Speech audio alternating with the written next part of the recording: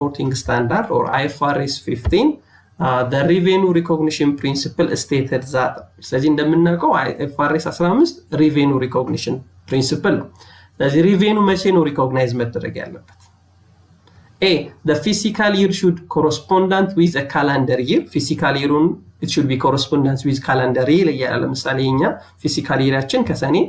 1 እስከ ሐምሌ 1 እስከ ሰኔ 30 ነው ካላንደር ይራችን ደግሞ ከመስከረም እስከ ጳጉሜ ነው ስለዚህ it should be correspondent ያልን ነው no that's not correct expense should be matched with revenue recognition principle specifically የሚነግረን ይሄንን አይደለም and economic life of a business can be divided into artificial time period here periodicity assumption ነው የሚለን አይደል bin matching principle ነው የሚለን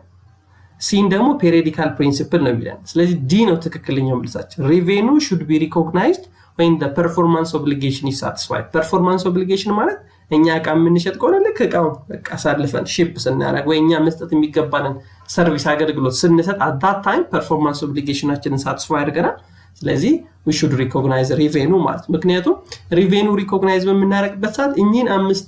core principles check ማድረግ አለብን 5 step model framework አለው IFRS 15 ላይ first we should identify the contract with the customer and identify the performance obligation the contract ላይ የተቀመጠው performance obligation ምንድነው ትምህርት ማስተማር ነው ዕቃ ማምረት ነው አገልግሎት መስጠት ነው ምንድነው performance obligation next determining a transaction price በስንት ነው የተስማማን then ብዙ performance ነው በአንድ ኮንትራክት ውስጥ ብዙ obligation ሊኖርብን ይችላል ማሟላት የሚገባል ማለት ስለዚህ ያ transaction price ለእያንዳንዱ performance obligation allocated መደረግ አለበት then recognize revenue when an entity satisfy a performance obligation ማለት ስለዚህ መልሳችን ዲ ይሆናል Okay next assume Mr. Solomon is an employee of ABC company in computing payroll of employees his income after all deduction have been made bir which is 9725 per so this amount expressed ነው የሚለው ስለዚህ payroll እየሰራ ነው ለሚስተር ሰለሞን በቃ every ያገኘውን income every ያለበትን deduction ሁሉ ቀነስንና መጨረሻ ስንት ብር ሰጠነው 9725 ብር ሰጠነው it is known as ቀላለው ምንድነው net pay ነው አይደል home take money እንለዋለን ወይም net pay እንለዋለን ማለት gross earning ቢሆን ምን ነበር የሚሆነው the total earning before deduction ብንባል gross earning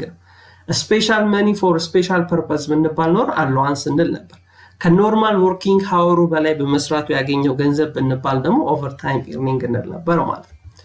okay next which one is